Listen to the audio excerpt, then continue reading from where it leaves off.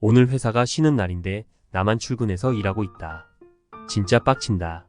그래서 월급 누팡이라도 하자 싶어서 DC에 글을 쓰러 왔다. 글을 정리하고 사진을 올리는 데만 꼬박 3시간이 걸렸다. 내가 겪은 과정이 국제 결혼의 기준이 될 수는 없겠지만 적어도 이런 식으로 진행된다는 참고 정도는 될 것 같다. 그리고 나 스스로도 정리하면서 내가 걸어온 여정을 되짚어 볼 수 있어서 의미 있었다. 가끔 생각해본다. 내가 정말 잘한 걸까? 생판 모르는 베트남에 날아가서 결혼을 이렇게 급하게 진행한 게 과연 옳았을까?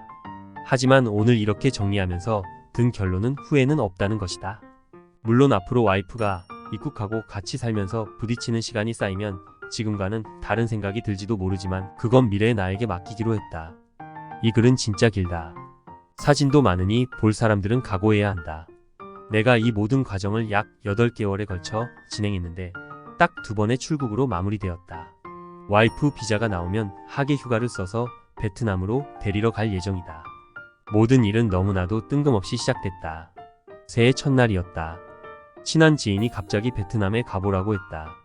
나는 국제 결혼이라는 걸 한 번도 생각해 본 적이 없어서 그냥 농담으로 받아들였다. 그런데 이 지인이 틈만 나면 베트남 이야기를 꺼냈다. 처음에는 웃어 넘겼지만 어느 순간부터 문득 관심이 생겼다. 이게 뭐지? 한 번쯤 생각해 볼 만한 걸까? 라는 마음이 들었다. 결국 지인이 업체를 소개해줬다. 업체에서 연락이 왔고 카톡으로 상담을 시작했다. 처음에는 아무 기대 없이 질문을 던졌다. 그런데 대화를 나누다 보니 점점 진지해졌다. 업체에서 보내준 프로필을 보며 심심풀이로 훑어보던 중 눈에 딱 들어오는 여성이 있었다. 그래서 물었다. 이 여성을 선택하면 실제로 만날 수 있는 거야? 그 업체가 가능하다고 했다. 호기심도 생기고 여행 겸사겸사 진행해보자고 마음먹었다. 매칭이 완료되었다는 연락을 받고 나니 일이 점점 진지해졌다. 여성이 나를 기다리고 있다는 말을 들었다. 그래서 언제까지 가야 하냐고 물어봤더니 한 달 안에는 출국해야 한다고 했다. 갑자기 마음이 급해졌다. 회사에 휴가를 요청하고 일정을 조율하기 시작했다. 그 다음은 부모님 설득이었다.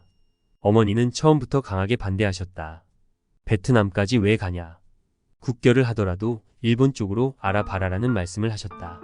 나는 그냥 여행 삼아 가는 거다. 재미로 보는 거다라며 어머니를 설득했다. 심지어 고학력 위주의 여성들로만 보겠다고 약속까지 했다. 실제로 그럴 생각으로 출발했지만 막상 가서는 전혀 다른 결과가 나왔다. 결정을 내렸으니 제대로 해야겠다고 마음먹었다.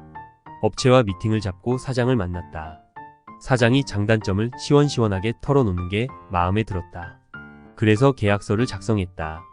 이제는 돌이킬 수 없는 상황이었다. 회사에 휴무 계획서를 제출하며 저 베트남에 결혼하러 갑니다 라고 말했다. 상사가 허 웃으며 다녀오라고 했고 나는 바로 비행기 표를 끊었다. 드디어 베트남으로 출국했다. 호치민 공항에 도착했고 첫날부터 미팅이 시작되었다. 미팅 상대가 17명이었다. 그런데 프로필로 보고 선택했던 상대와의 만남은 아쉽게도 잘 풀리지 않았다. 둘째 날에는 미팅 상대가 22명으로 늘어났다. 하루 종일 힘들게 시간을 보냈고 셋째 날에는 너무 지쳐서 적게 만나게 해달라고 요청했다. 하지만 그래도 10명이 왔다. 3일 동안 총 49명을 만났다. 예쁜 여성들도 있었고 고민되는 상대도 있었지만 딱 확신이 드는 사람은 없었다. 결국 어머니와 상의했다. 어머니는 이번에 힘들면 그냥 돌아오고 다음에 다시 가라고 조언하셨다. 그 의견에 동의하고 업체에도 돌아가겠다고 말했다. 그런데 업체는 마지막 날 3명이 더 올 예정이라며 그들만 보고 가라고 했다. 마지막 날 50번째 여성이 등장했다. 그녀를 보자마자 나는 직원에게 이 여성이랑 결혼하겠습니다 라고 말했다. 그렇게 50번째 여성이 내 첫 번째가 되었다. 어머니는 여전히 반대하셨다. 어머니는 공부도 많이 하고 사회 경험도 있는 여성을 원하셨다. 나는 처음 어머니를 설득할 때 그렇게 하겠다고 약속했지만 선택은 전혀 반대였다. 시골 출신의 어린 여성이었다. 어머니는 속상해서 우셨다고 했다. 그 이야기를 듣고 나니 나도 마음이 아팠다. 이 과정을 겪으며 여러 감정이 교차했다. 힘들기도 했지만 한편으로는 내 선택에 대한 자신감도 생겼다. 앞으로 와이프와 함께 걸어갈 날들이 기대된다. 모든 과정이 잘 마무리되길 바란다. 긴 글을 읽어줘서 고맙다. 오늘 회사가 쉬는 날인데 나만 출근해서 일하고 있다. 이런 상황이 너무 화가 나서 월급 누팡이라도 하자 싶어서 DC에 글을 쓰러 왔다. 사진을 정리하고 내용을 쓰는 데만 꼬박 3시간이 걸렸다. 내가 겪었던 이 과정이 국제 결혼의 기준이 될 수는 없겠지만 적어도 참고는 될 수 있을 거라고 생각한다. 그리고 나도 글을 쓰며 내가 걸어온 여정을 돌아볼 수 있어서 나름 의미가 있었다. 요즘 문득 든 생각이 있다. 내가 정말 잘한 걸까? 생판 모르는 베트남에 날아가서 결혼을 이렇게 급하게 진행한 게 과연 옳은 선택이었을까? 하지만 오늘 글을 정리하면서 든 결론은 후회는 없다는 것이다. 물론 앞으로 와이프가 입국하고 함께 살면서 새로운 일들이 생길 수도 있겠지만 그건 미래의 나에게 맡기기로 했다. 이 글은 진짜 길다. 사진도 많고 내용도 많아서 볼 사람들은 각오를 단단히 해야 한다. 나는 약 8개월 동안 이 모든 과정을 진행했고 딱 2번의 출국으로 마무리했다. 와이프 비자가 나오면 하계 휴가를 써서 베트남으로 데리러 갈 계획이다. 이 모든 일은 너무나도 뜬금없이 시작됐다. 새해 첫날이었다. 친한 지인이 갑자기 나에게 베트남에 가보라고 했다. 나는 국제 결혼이라는 개념 자체를 한 번도 진지하게 생각해 본 적이 없어서 그냥 농담으로 받아 넘겼다. 그런데 이 지인이 끊임없이 나를 찔러댔다. 틈만 나면 베트남 이야기를 꺼내고 나를 설득했다. 처음에는 웃어 넘겼지만 어느 순간부터 문득 이게 뭐지?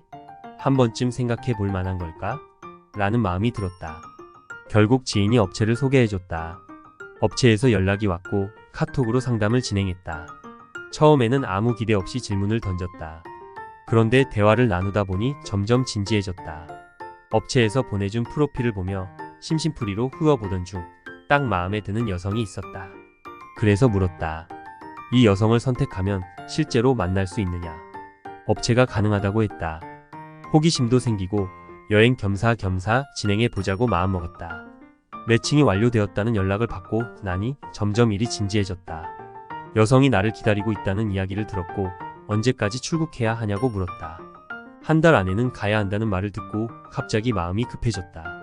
그래서 회사에 휴가를 요청하고 일정을 조율하기 시작했다. 그 다음은 부모님을 설득하는 단계였다. 어머니는 처음부터 강하게 반대하셨다. 베트남까지 왜 가냐? 국결을 하더라도 일본 쪽으로 알아봐라라는 말씀이셨다. 나는 그냥 여행 삼아 가는 거다. 재미로 보는 거다라고 어머니를 설득했다.